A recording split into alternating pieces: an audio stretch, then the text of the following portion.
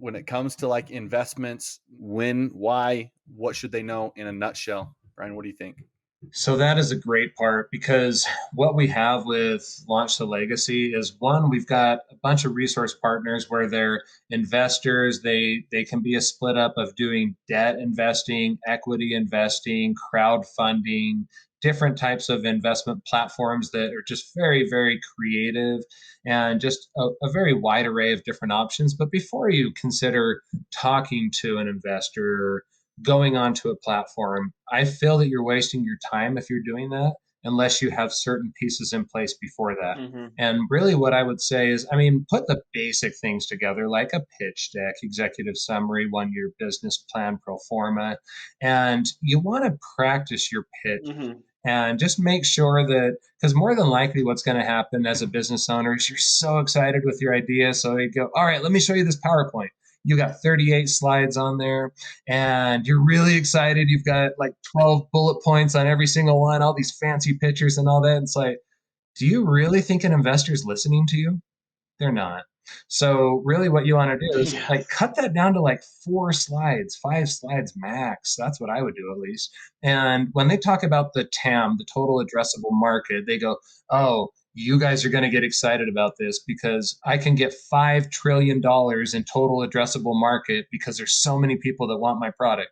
Like, dude, calm down. You just really want to, once again, you got to go back to that target market, figure out who is actually into your hyper specific target market, not just women, not just men who are 18 to 55 years old. Get a lot more specific with that.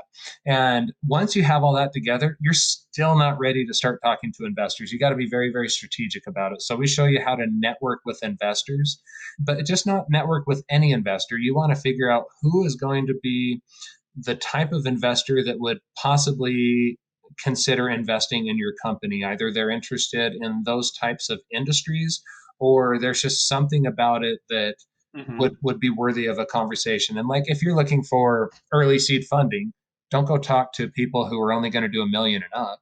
I mean, you really want to focus on the amount of the funding, the type of funding, the what industries that they're interested in. And then once you have that, you still don't want to try and set up all these appointments and pitch. You want to say, hey, I just wanted to let you know that my company, we've gone through our validation stage and just let them know just a little bit about your company and say, hey, I'm totally not trying to do a pitch with you, but really what I would love to do is just add your email to my newsletter and I can just send out monthly newsletters and just give you an update of what's going on with our company and then just constantly be networking to them and do that over a month, 6 months, 12 months, whatever it takes. And then just really build that solid connection. And more than likely, what's going to happen is these investors are going to reach out to you and be like, hey, do you have a few minutes? I would love it if you could pitch me. Absolutely. And then you've got warm leads coming over to you where they go, hey, I would love for you to talk to me as opposed to, please, can you just spare 5 minutes? It's just a massive difference. And then once you're to that point, then we 100% recommend let's now have a strategic conversation with one of our advisors and figure out who is the right person to talk to. Should we look into credit? Should we look into debt financing? And then we'll get you in touch with the right resource partner that's going to be the right solution for you. And the real question here is, do we want to do that or do we want to bootstrap the entire thing? And so, Beaudry, that was an interesting conversation that we had today. What are your thoughts on it? If you were to go start a tech company right now, would you try and bootstrap the whole thing or would you seek funding? Yeah, well, he just made the thing is, and we just had this conversation just a couple hours ago. But he said, don't think about your $1 million company, your $1 billion company.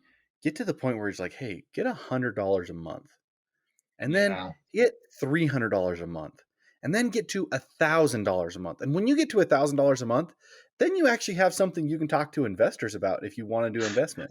But break it down. Like just do whatever you have to do to get $100 a month, right? That's nothing. That's just change, right? But it's progress. It's revenue. You are now pulling in revenue. Brian, if they don't have revenue, it's hard to get funding. It's right. It's Like hard to that's what even makes, talk to VCs, I'm sure. yeah. So it's almost impossible. And yeah, I definitely want to talk about that because that's really, really compelling what you just said, Baudry, is just to let's get at least some level of traction. Like, even if it's not within your Hmm. target market, just get some traction, get some people to download something that you have, get some people to say, hey, I'm interested in having this and I can give you 10% toward the product when it's there, and I can do a friends and family round or what, anything, just something, just that Yeah. shows that there's some interest, there are pre-sales, whatever it may be. What's interesting about that is you've got all these people that are, well, because this is really the conundrum that it comes down to, because I know what Austin was saying is, if you got a tech company, do you even try to seek funding, or do you just try and bootstrap it yourself? Sure, you could try and bootstrap it yourself. I'm Hmm. actually a big believer in bootstrapping as far as you possibly can get. But usually, at some point in time, to when you might be to Hmm. $500,000 in revenue a year, or 5 million or whatever, you're just going to be like, if I just got a massive injection of capital, then I can 10x this company within 6 to 12 months. And or you can just really, really Hmm. claw and just try and do this yourself and try to put in an extra $5,000 this month, $10,000 the next month, and then just 100% keep working off of your rev. Hmm. But you really want to think about it this way. If you're looking for funding right at first, let's say you're pre-rev, then you might be giving up a third of your company just to get 100 grand in funding. Flash forward to if you're ready to $1 million in funding from your target market, you've proven scalability. Well, now you might be asking to give away 4% of your company for $1.5 million. I mean, what's the no-brainer right there? Hmm. Obviously it's a no-brainer. It's going to be a challenge to get up there and bootstrap to get up to 1 million in rev by yourself.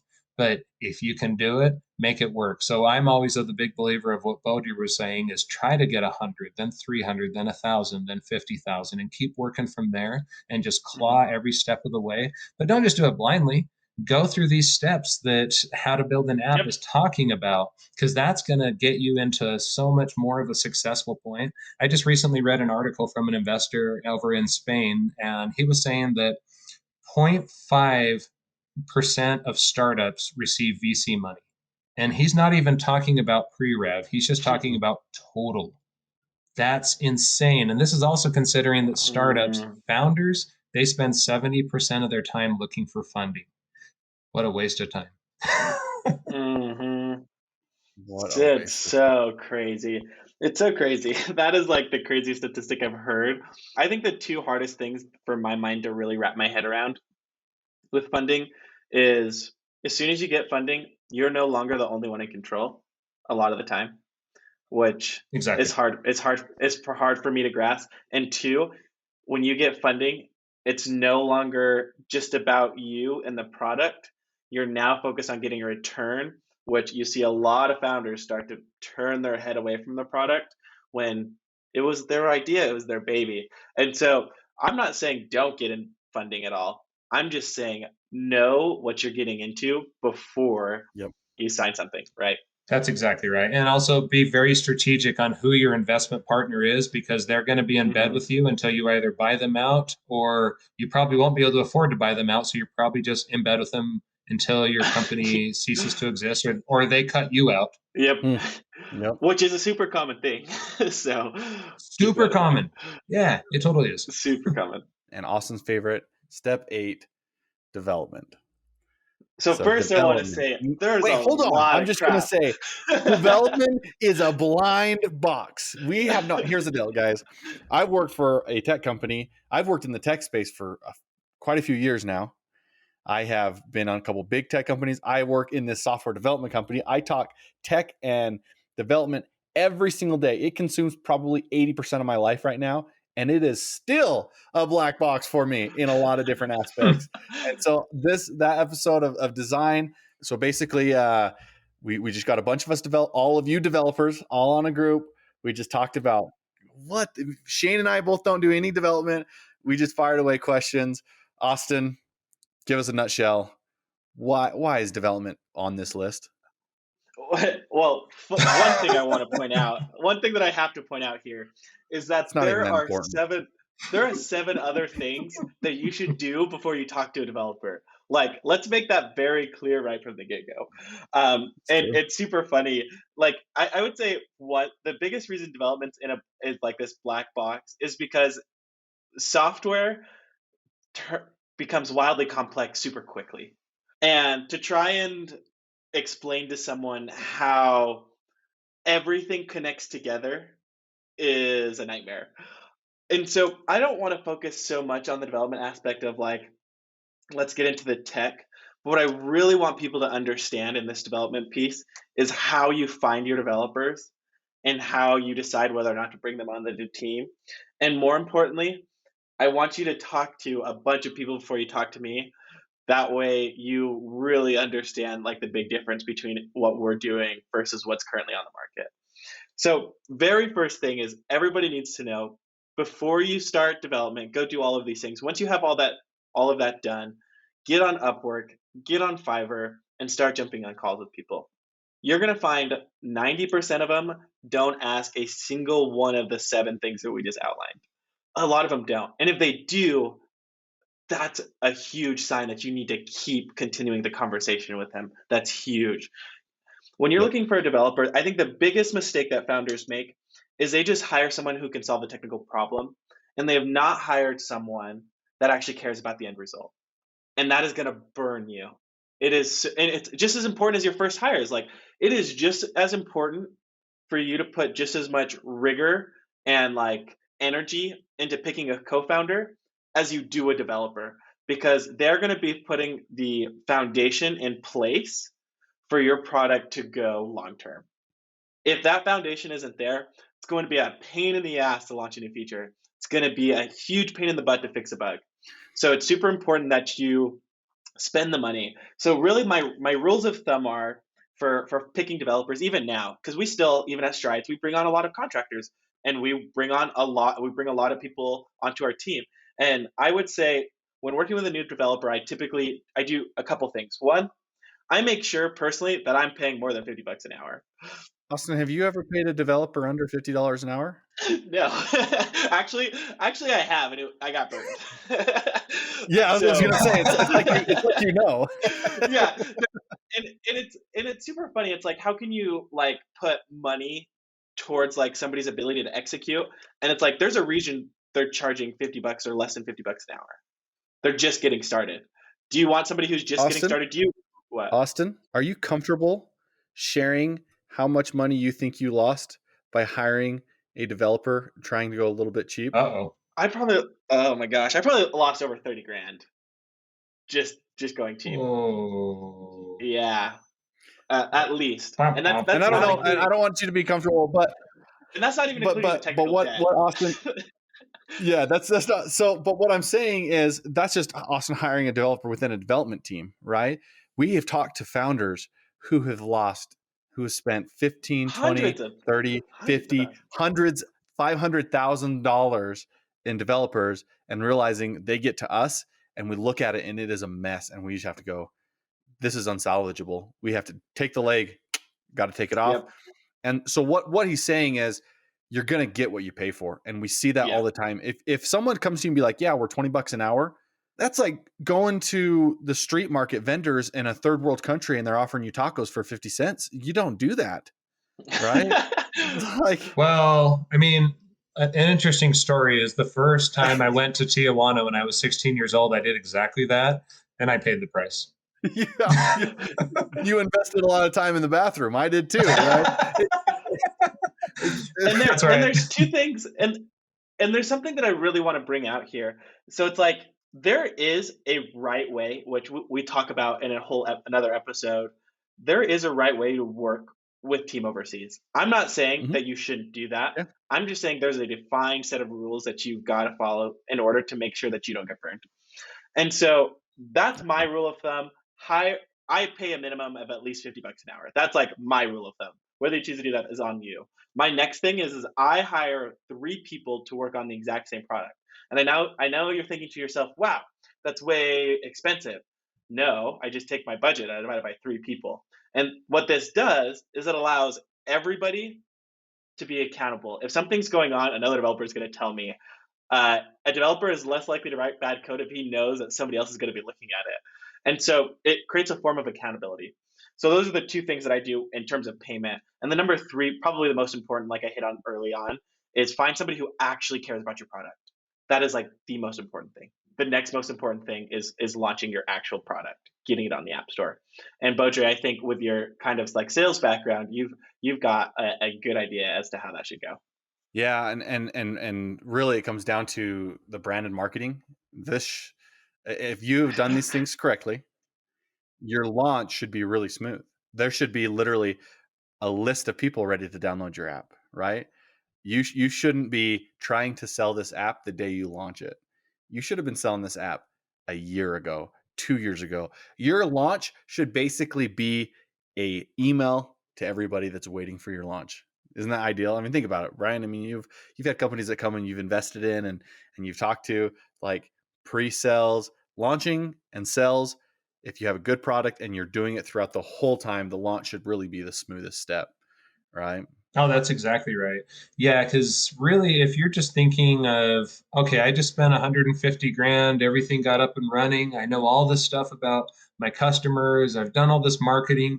Somehow I haven't generated any customers or got any pre-sales or anything like that. But yeah, now, Mm-hmm. okay, cool. Can I get a CRM and can I start bringing in some clients? And yeah, do you guys have like some material that I can send over to them and blah, blah, blah? I'm like, how do you guys not have this established by now? Like, you guys should have 1,000 Mm-hmm. people in your pipeline when it comes time for launch. Like, you guys are way behind the eight ball. So, Mm-hmm. like what Shane was saying, start marketing at the first. Also, start selling right at first, because marketing is raising Yes. awareness, and then sales is more of executing once there already is the awareness and moving them down through the funnel, whether it be to a pre-sale, whether it be to, hey, I want to know when your launch is going to be, or tell me when the crowdfunding goes live, that type of stuff.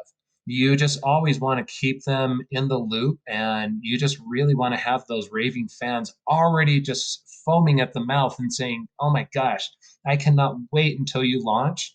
I'm going to be all over this. Because if you don't have that, you're in a massive uphill battle already. And frankly, you should already be doing an attraction Mm-hmm. marketing campaign through marketing strategies and really get all these warm leads of people reaching out to you and say, hey, tell me, when are you launching? When can I be a beta tester? When can I download this app?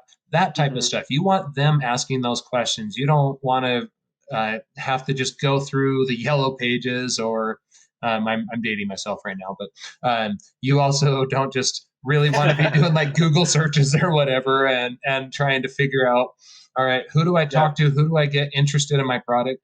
So many people should be interested in your product already. Brian, you've referenced Yellow Pages twice on this I podcast, know, I so totally did. That's why I had to call myself out the second time. I'm like, did I really just say that the second time?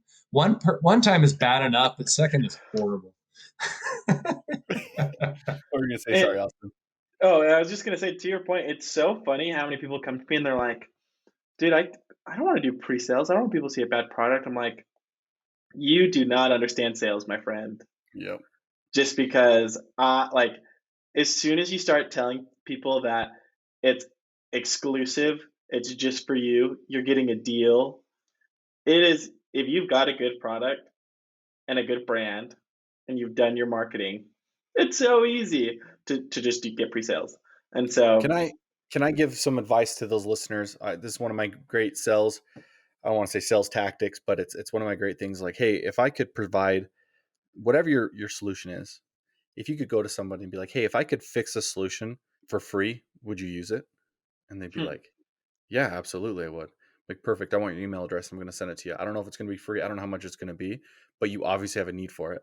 So let me get your email address and send it to you, right? Which That's is great. huge. So here's the deal, guys.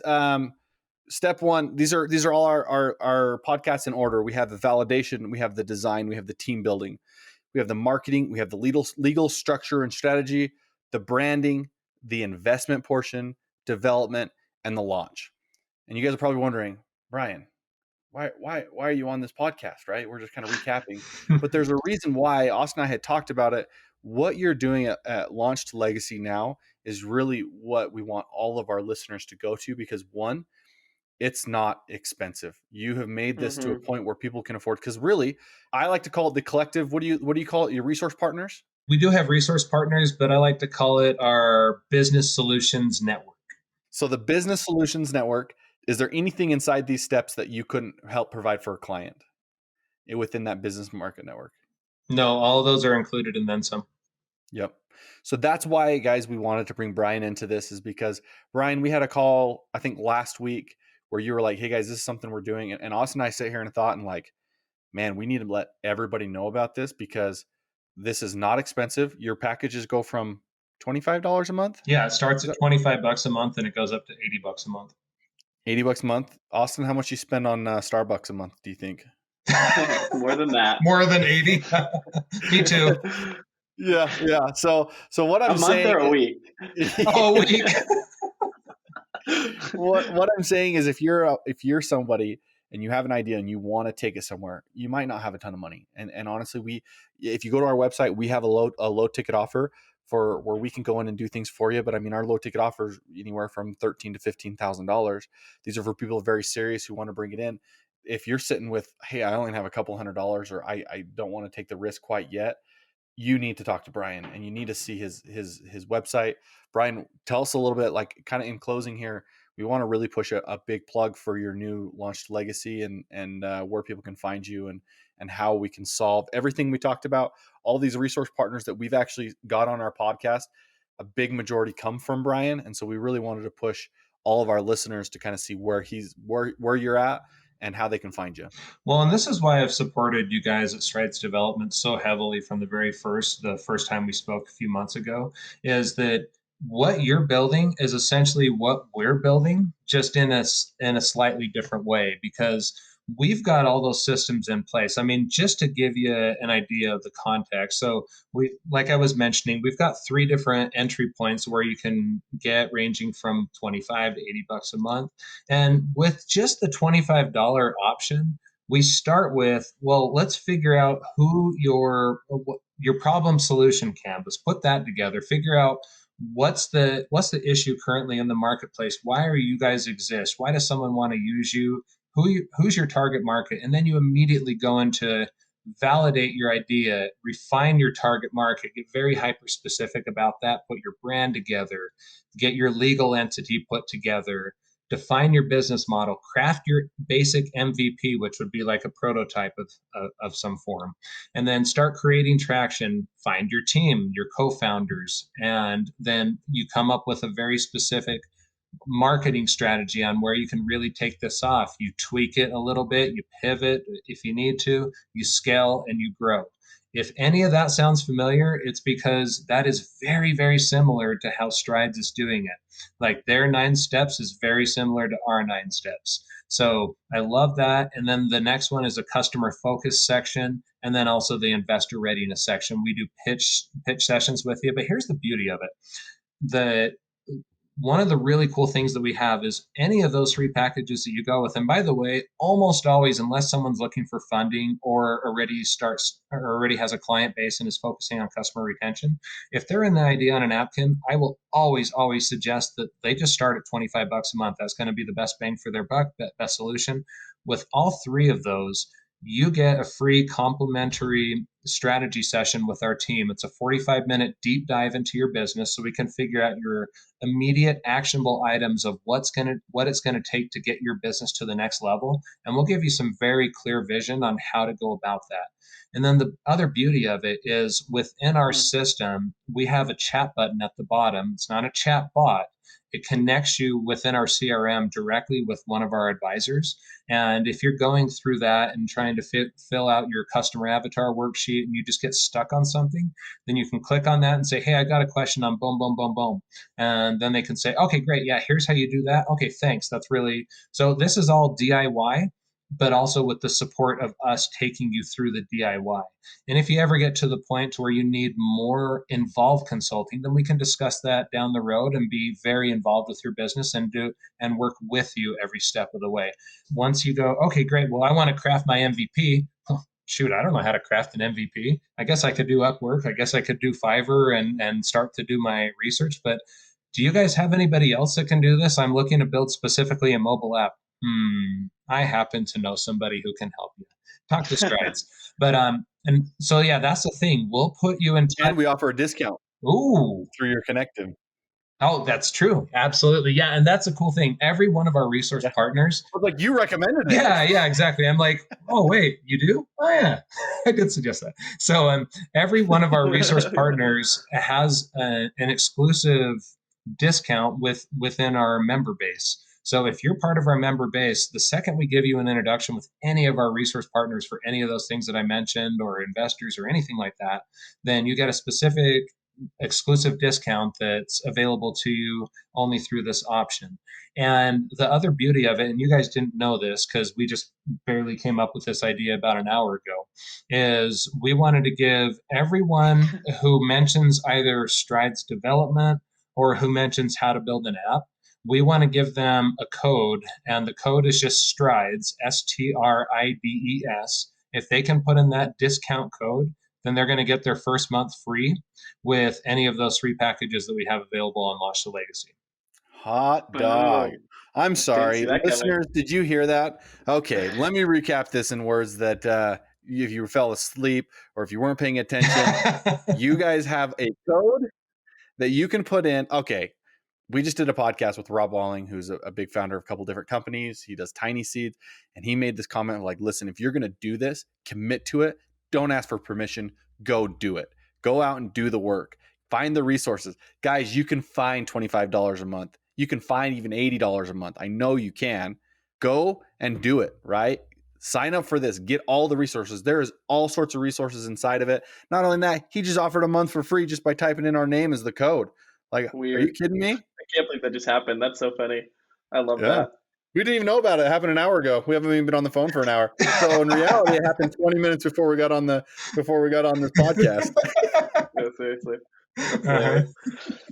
Well, it's funny because if you saw me pulling away and looking at my phone for a second, it's because one of the other founders of Launch the Legacy, he just texted me and he says the code is Strides. I'm like, sweet, it's set in place, because I asked him a while ago to put this to place, and I'm like, come on, man, pull through, and he pulled through. Okay, Brian, where do they go? Tell us the website. LaunchToLegacyConsulting.com, and the 2 is just TO. LaunchToLegacyConsulting.com, and it's very simple. You just click Get Started. It'll show you the 3 different packages. Make sure when you're doing checkout, you type in Strides, and that'll get you that free month. And it's just month to month as well. Sweet. I love it.